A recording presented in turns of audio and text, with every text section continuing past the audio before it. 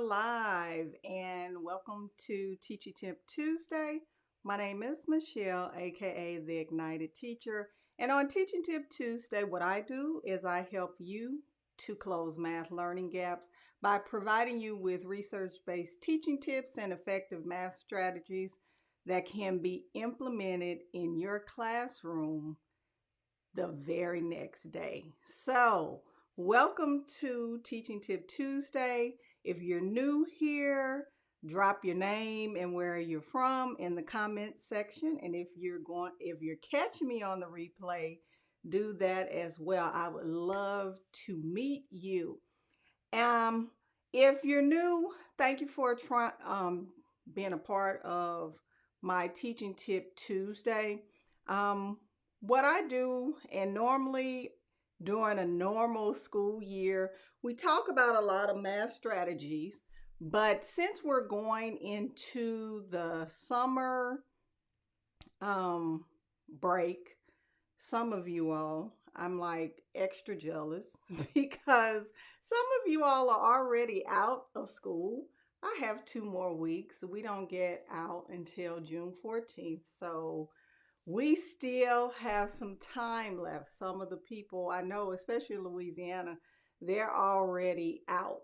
So if you're new, generally well, I provide teaching tips, but tonight teaching tip is about how to find the right professional development that actually meets your needs. So, what that looks like tonight is I'm going to talk to you about finding quality professional development.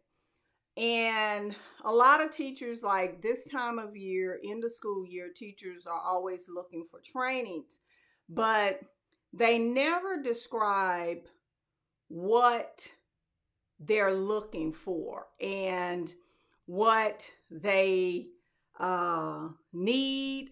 Really, it's really general. It's just like, what is a good math PD, making the assumption that the idea or suggestion that they're going to get is actually going to be what they need.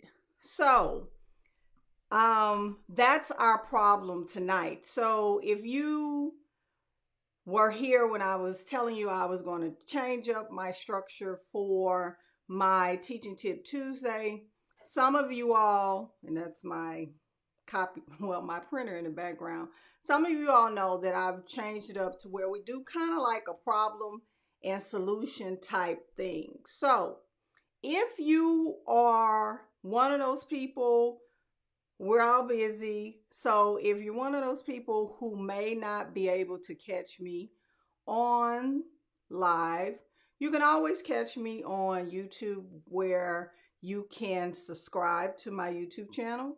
And if you subscribe, definitely like the video so I can get more views, and hit the bell notification so you can get notified when I upload more videos or when I go live. Because if you're following me on my Facebook page or on my Twitter, some of you all follow me on Instagram, but you need to get on my YouTube channel because that's where I house all of my Teaching Tip Tuesday videos. So definitely catch me over there on the replay if you cannot catch me live on Teaching Tip Tuesday. So before I hop into tonight's topic, I am overly excited about this summer because this summer I will be launching my Mathematics. You get it? Mathematics. Um, uh, my coffee chat. Now, for some reason, I don't know, I got addicted to coffee over the over the pandemic during quarantine. I don't know what happened, but I did, and I cannot shake the habit. So I am an early riser. So I'm up early, and on Saturdays I am going to host a coffee chat. And what that looks like is it's going to be twice a month. It's not going to be every week, twice a month. I come on where I talk about, things in education. And I may have a person that I interview on there. So it just depends on what's going on in education. It's kind of like, what happened in the classroom, some things, reflections, just different things. I've really gotten into this whole thing with reflection, national board. They're really big on reflection. And I think it's important because we never get time to reflect. And if you've seen my YouTube video on Sunday, I think I released it on Sunday, and I talk about teachers need to reflect critically. So that's some of the things that we're going to do on that coffee chat. I am excited.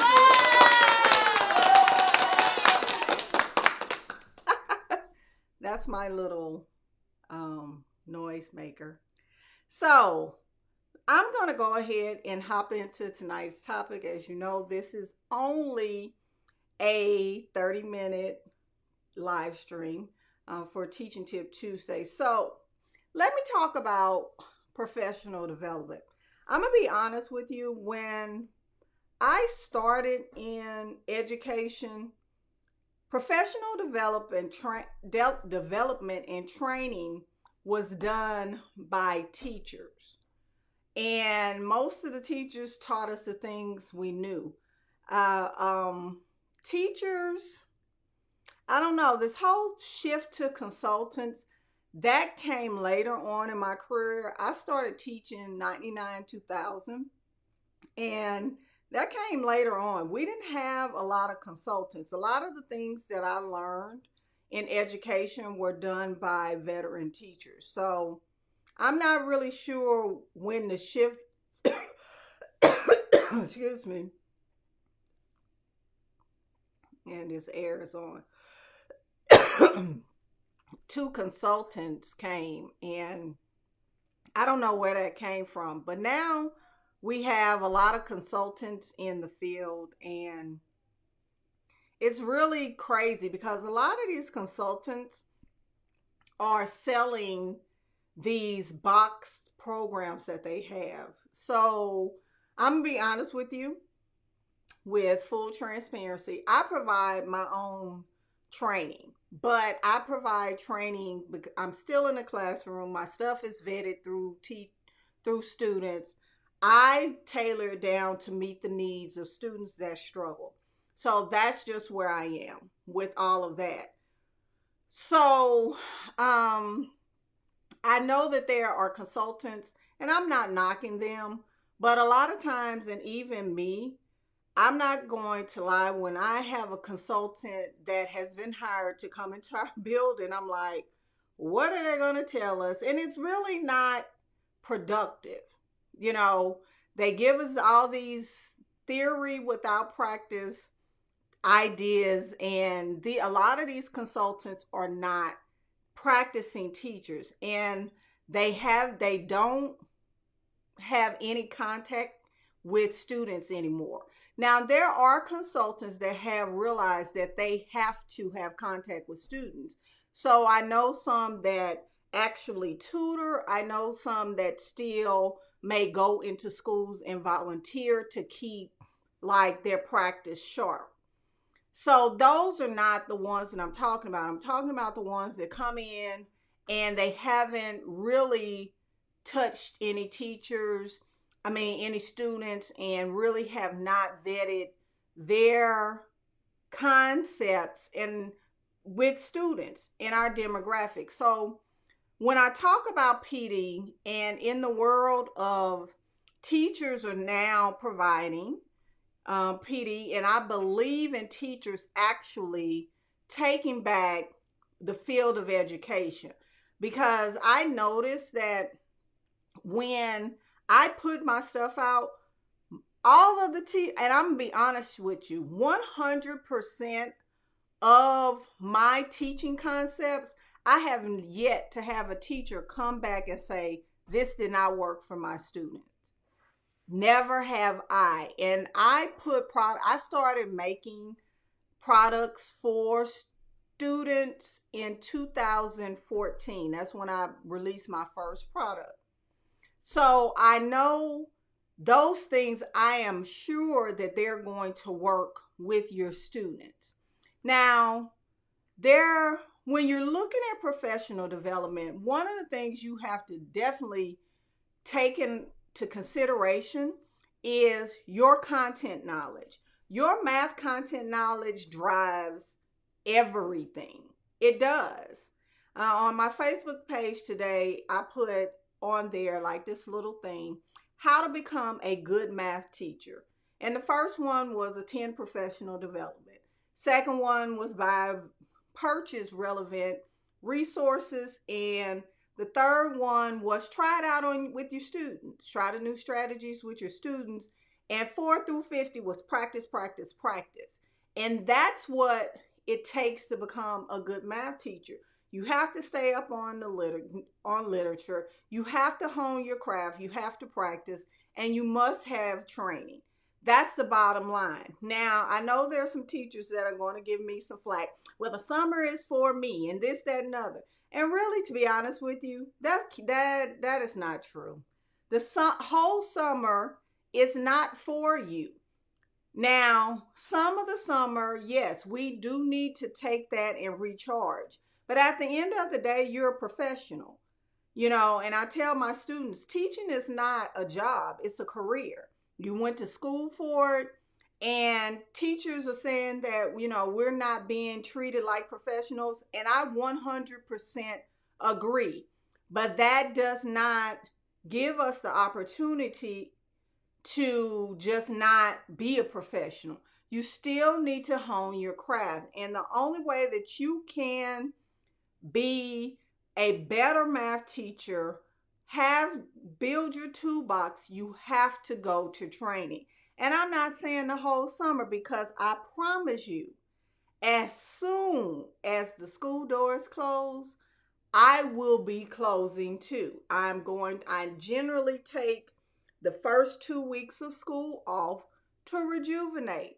And if you don't know me, I like to watch TV. So I will be watching TV and binge watching every show, new show, old show, reruns for 2 weeks, because I am going to decompress.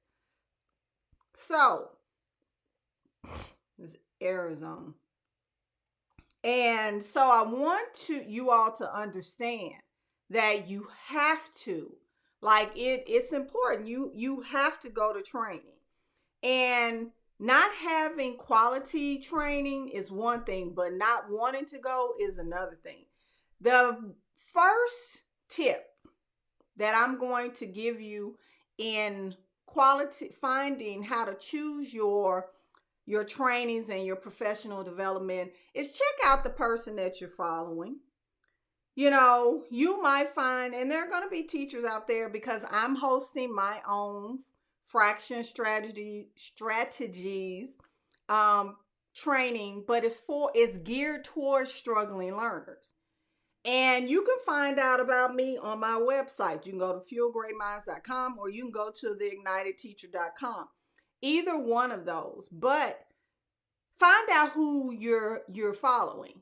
So for me, 21 years, I've worked in underserved schools. I've worked in Title I schools my whole career. I've been teaching math for 17 years. I started out in elementary, I've taught middle, and I've taught high school. So know who you're dealing with. I'm a national board certification candidate, and I believe in teaching students real math, not tricks. So those are the things. You need to find somebody that believes in what you believe in as far as teaching. That's the first step. The second step is, does it match up with how your district teaches?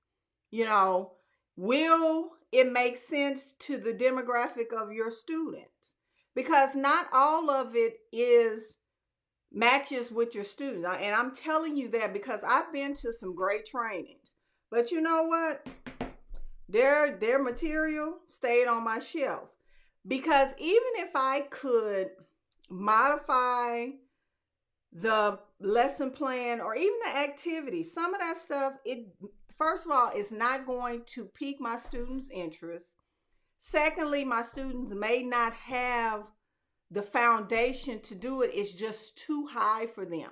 I would have to scaffold it too many times to actually get it done. So you have to know, can it be modified to your demographic? And I'm going to say this.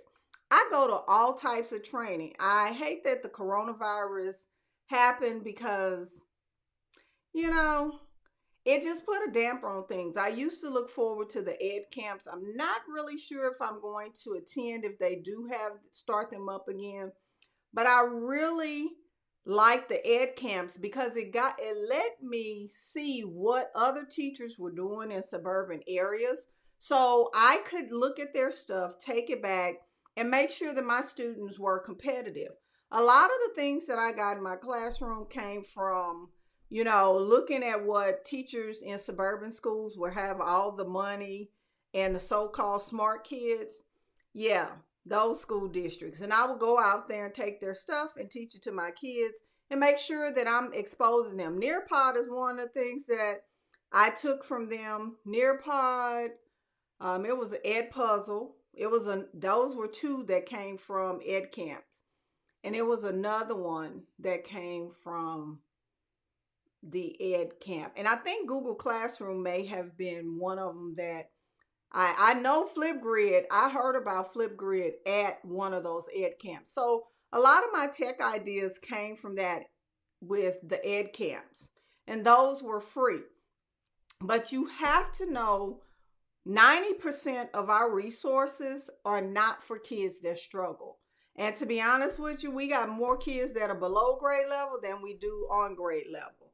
So if you're going to a training, there's nothing wrong with going to a training that may meet your needs, because sometimes where our students are and where you are, because I'm a high capacity teacher. I am.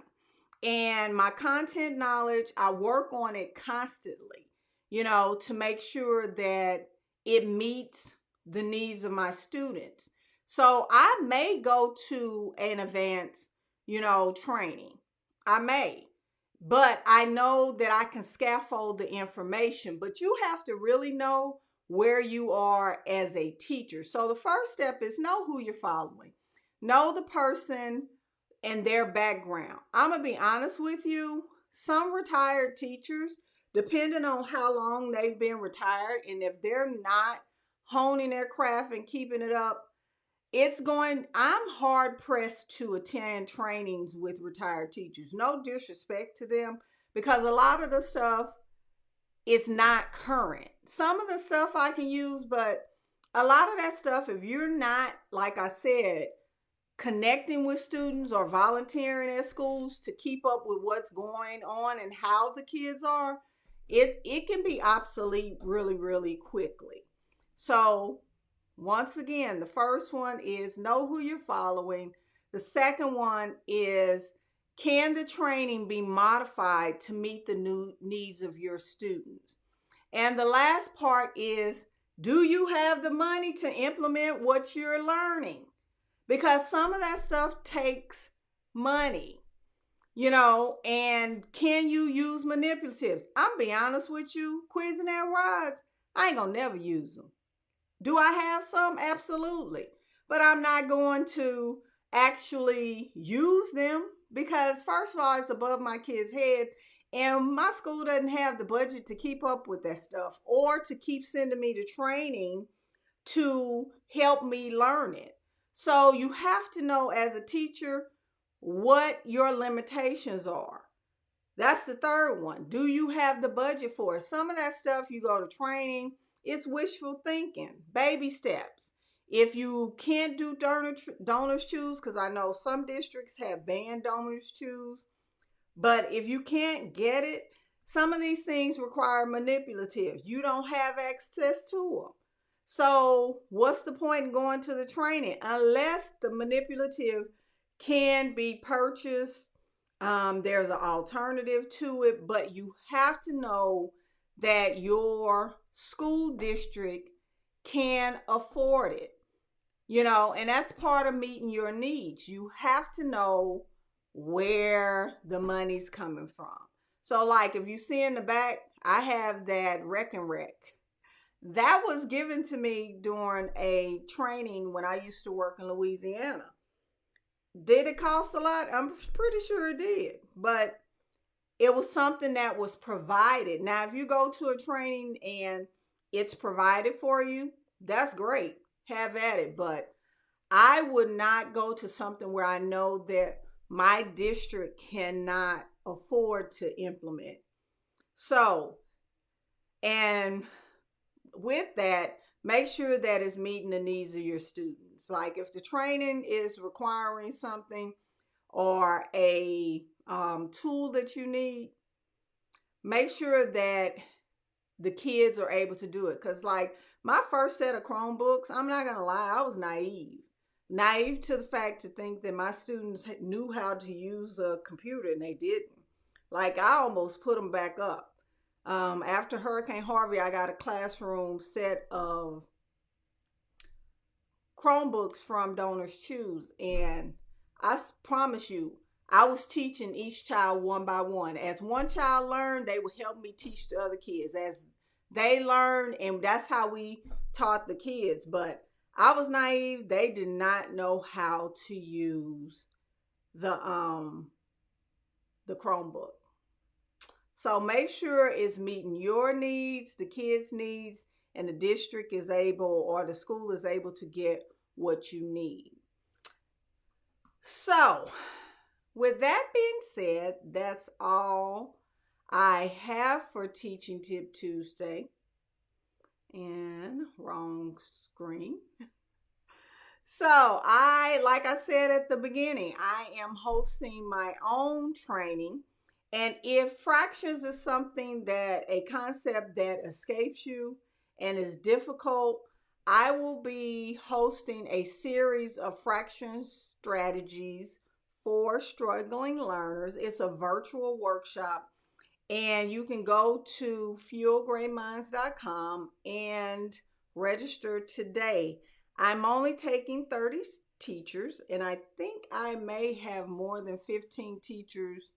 I know I have 15, but I think some registered yesterday. But time is ticking because I'm closing registration a week before the actual training because I need to prep.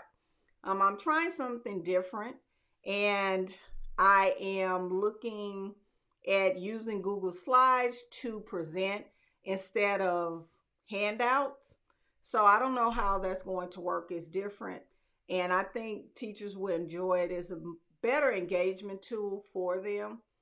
And if you're looking for, that if it's something that you would like to be a part of, the link is in the description of this live stream. Click on it. It'll take you over to the sales page. But don't wait till the last minute. A lot of people do that, and then they ask, can they get in? And to be honest with you, I'm not taking 31 teachers. I'm only going to take 30 teachers. So if it's something that you're interested in, please, please, by all means, register as soon as possible so that you can reserve your spot. So thank you for being with me tonight for Teaching Tip Tuesday. And I will see you all in my next live stream. Bye-bye.